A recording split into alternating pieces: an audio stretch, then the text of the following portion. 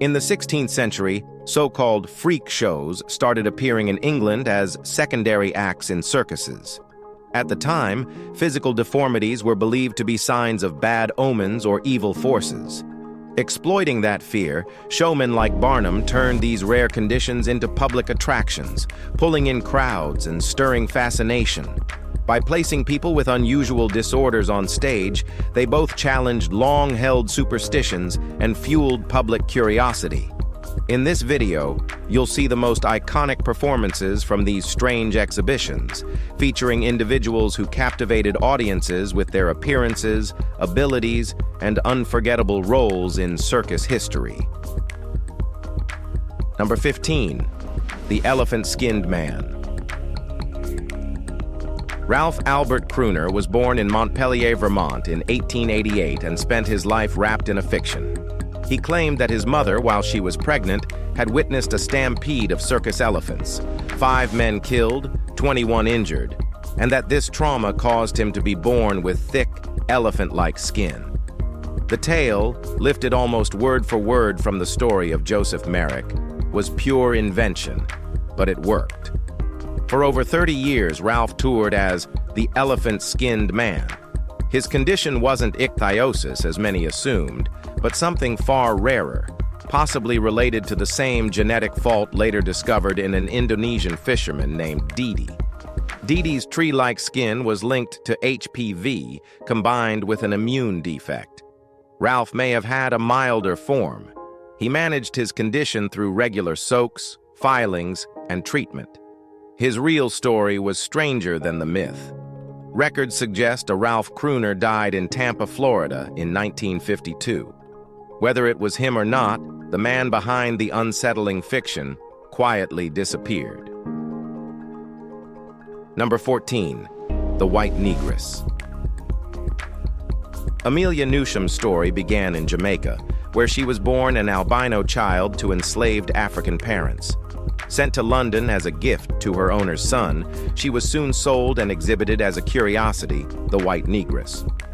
In the 1790s, she was displayed by taxidermist and showman Thomas Hall at his House of Curiosities on City Road. Visitors paid a shilling to gawk as she recited a poem about her white wool and African features. Souvenir coins bearing her likeness were sold, marking her as both performer and property. After gaining her freedom, Amelia married an Englishman and had 6 kids, continuing to exhibit herself on her own terms. Her case became one of Georgian London's strangest intersections of race, science, and spectacle. She lived into the 1820s, still performing, still reciting her poem. Amelia wasn't just displayed, she spoke back, turning exploitation into presence and survival into a good legacy. Number 13. The Giant Body of Edward Beaupré. Edward Beaupré was born on January 9, 1881 in Willow Bunch. He was the first child baptized in the small prairie town. Edward was the eldest of 20 siblings, and for his first few years seemed like any other normal child. But by age 9, he was already 6 feet tall. He kept growing. By age 20, he stood over 7 feet 8. Known for his kind nature and skill with horses, he dreamed of becoming a cowboy, until a horse kicked him in the face and broke his nose. After that, his family pushed him toward the stage. He performed across North America, eventually joining Barnum and Bailey. He was both a strong man and a giant, lifting weights and even hoisting a horse on his back. In 1904, at just 23, Edward collapsed after a show in St. Louis. He died from a hemorrhage caused by tuberculosis. His body was stolen, displayed, mummified, and dissected, denied peace for 85 years. In 1990, he was finally buried. Number 12. The Petrified Man of Florida. The legend of the Petrified Man began in Mulberry, sometime after World War II. Omar Buckner, a former Navy engineer turned phosphate miner, claimed his dragline unearthed something unbelievable, an enormous petrified human body, nearly 12 feet tall, buried beside 2 ancient canoes. When supervisors ordered the site sealed to avoid halting mining operations, Buckner asked to take the figure home. He hauled it away on a trailer and later loaned it to an Ohio museum, where it stayed for decades. When the museum returned it, Ripley's Believe It or Not displayed the fossilized giant in Orlando. Skeptics dismissed it as a myth, but those who saw it swore it was real. Whether relic or fabrication, it became part of Florida's sideshow lore. Buckner died still claiming the story's truth. The petrified man, giant or hoax, remains buried in legend, a symbol of how easily wonder can get buried beneath doubt, industry, and time itself. Number 11. The Glamazon. Barbara LeMay, aka the Glamazon, was a transgender burlesque performer who carved her own path long before gender expression found acceptance. Born in LA, she became a star in the 1960s and 70s, performing in carnivals and underground clubs. Her confidence, beauty, and unapologetic stage presence made her a legend in both burlesque and LGBTQ circles. In 1975, filmmaker Daniel D. Tioli Jr. documented her in Gone Up in Smoke, a short student film at Los Angeles City College. The school refused to screen it, calling it too indecent, but Barbara didn't need approval to be unforgettable. The film was rediscovered decades later, showing her performing a reprise of her famed Hoochie Show, blending tease, humor, and power. She lived during an era that wasn't ready for her, but made herself seen anyway. Tattoos were rare, trans performers were unheard of, but Barbara existed in full color, breaking rules with elegance. Number 10. Beautiful Hawaii. In the 1920s, a small traveling outfit called Copper State Shows rolled out a miniature stage act called Beautiful Hawaii. It wasn't really Hawaiian, and neither were the two pale-skinned women who stood at the front of the stage in swaying grass skirts. But in small Montana towns, the illusion was just enough. The staging was simple: a high ticket box, a stage, and a megaphone off to the right where the talker stood and called out to passers-by. The women danced, smiled, and played the part of island entertainers, while the MC spun stories loud enough to turn a tip. There was no elaborate set or soundtrack, just cheap props, fast talk, and the suggestive sway of costume. Beautiful Hawaii was less about geography and more about curiosity. It wasn't about authenticity. It was about movement, color, and the promise of something exotic. In quiet towns with little else to see, it perfectly worked. And for a few coins, it always drew a crowd. Number 9. The world's tallest Santa. Jakob Nacken from Germany was once billed as the tallest man in the world. Standing 8 feet 1 inch, he first toured Europe under the name Uranus, before arriving in New York for the 1939 World's Fair. When World War II broke out, he returned to Germany and served in the army, earning fame when captured in 1944 as the world's largest Nazi. The headlines followed him everywhere.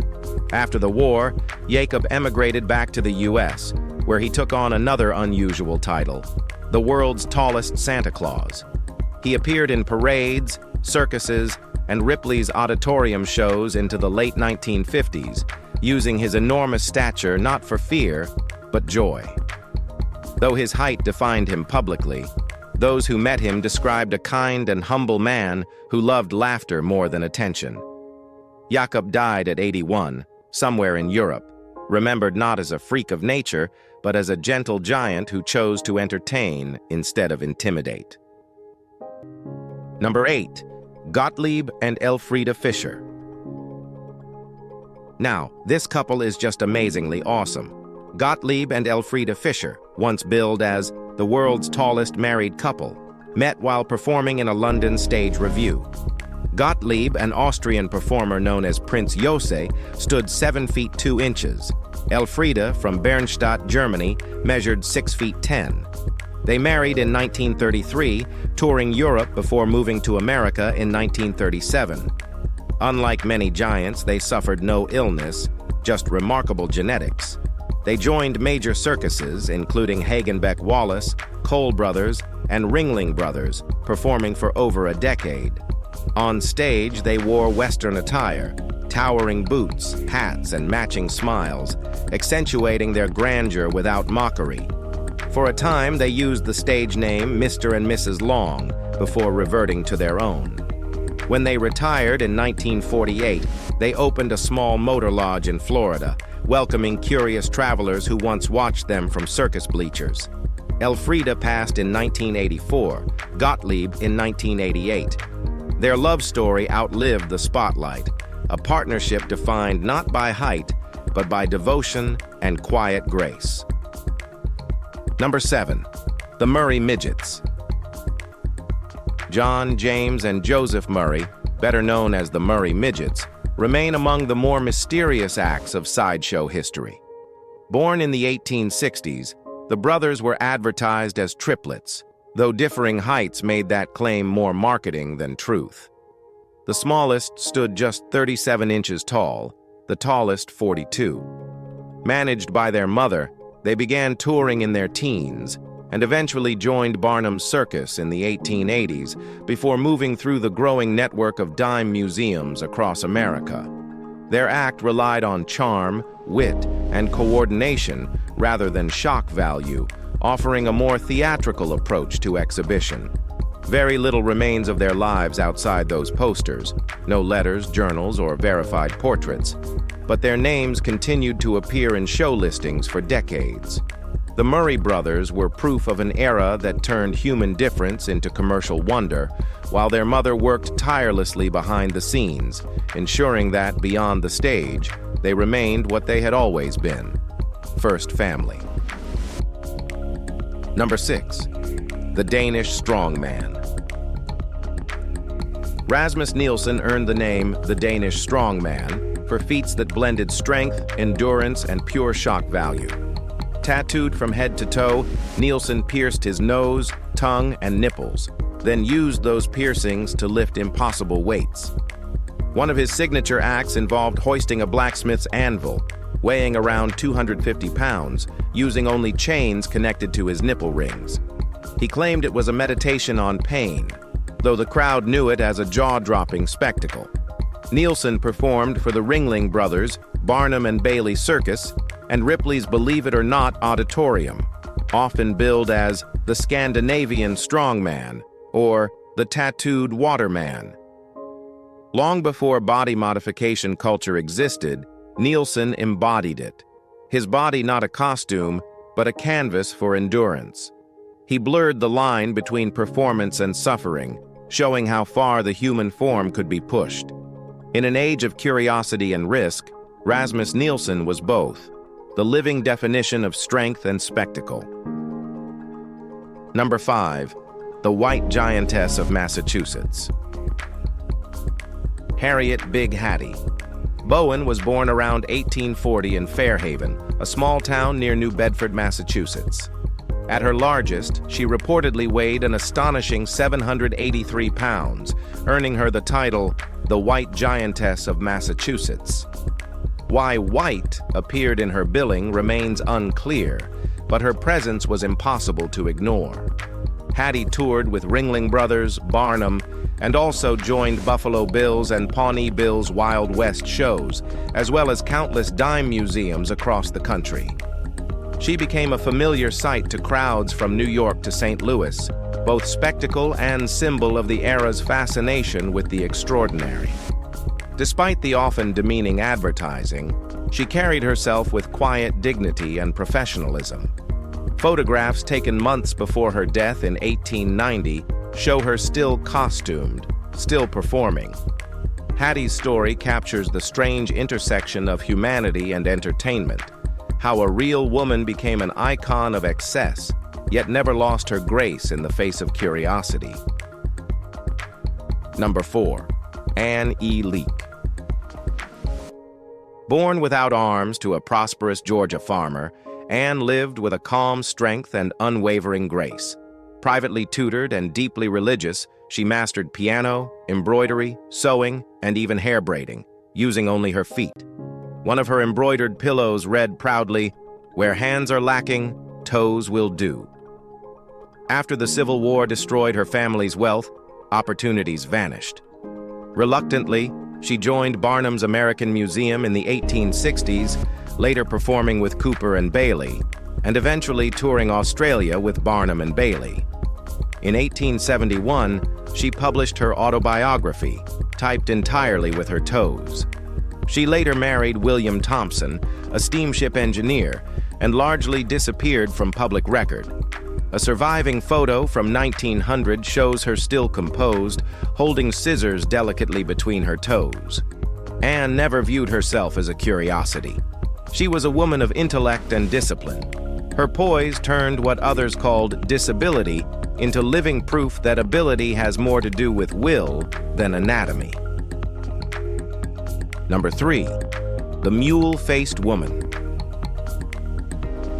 Grace McDaniels was born with Sturge-Weber syndrome, a rare condition that began as a deep red birthmark and eventually transformed her facial features entirely. By her 30s, she had become known as the mule-faced woman, a title she accepted reluctantly after winning a cruel Ugliest Woman contest in 1935. That same year, she joined F.W. Miller's Sideshow, finding a livelihood in the only place society offered her. Grace endured the gawking crowds with quiet composure, though her private life was far from kind. A carnival worker assaulted her, and she later gave birth to her son, Elmer, who would become her manager and abuser. He took her money and exploited her worsening health as her speech began to fail. Grace kept working until she could no longer stand. She died at 70, Elmer not long after. Behind the posters and cruel nicknames lived a woman who wanted not fame, but peace, and never truly found it. Number 2. Princess Nelly and Major Stanley Joubert. Major Stanley Joubert, born in Warsaw in 1883, stood between 36 and 46 inches tall, depending on varying reports. His wife, Nelly Frances Way, billed as Princess Nelly, was even smaller, just 30 inches tall, and a gifted violinist. Together, they became one of the most beloved duos of the circus world. Their performances with the Otis Smith Circus and the mighty Doris Collier Francis Ferrari show mixed humor, music, and storytelling, not mockery. They traveled in a custom-built truck that doubled as their home, stage, and sanctuary. During the Great Depression, they retired to Waterford, Connecticut, settling in a 10 by 30-foot house specially designed for them. Unlike many sideshow acts, the Jouberts weren't sold as curiosities. They presented themselves as artists, earning admiration rather than pity. Their partnership turned limitations into art. Through their music and laughter, Princess Nelly and Major Joubert showed audiences that wonder didn't need to come from size, but from sheer talent and unity. Number 1. Little Eddie Taylor. Eddie wasn't a blues guitarist or a novelty act. He was a showman in every sense. Standing under 3 feet tall, he packed energy, voice, and rhythm into one unforgettable performer. Born in the early 1940s, Eddie released several 45s under labels like Tropical and Peacock. His 1967 track, Forgive One Mistake, became a favorite among Northern soul collectors, its semi-Latin beat and heartfelt delivery setting it apart. Eddie didn't need volume to move a crowd. His nasal yet soulful voice carried warmth and sincerity.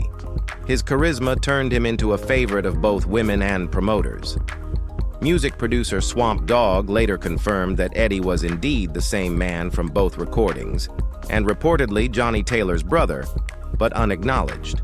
On stage, he called himself Wee Eddie Taylor, 2 3/4 feet of dynamite. That's exactly what he was. Small in size, mighty in sound, a forgotten but fiery spark in mid-century American soul. We hope you've enjoyed this video. If you did, be sure to like it, share it, and subscribe for more amazing stories like this. Thanks for watching, and we'll see you very soon.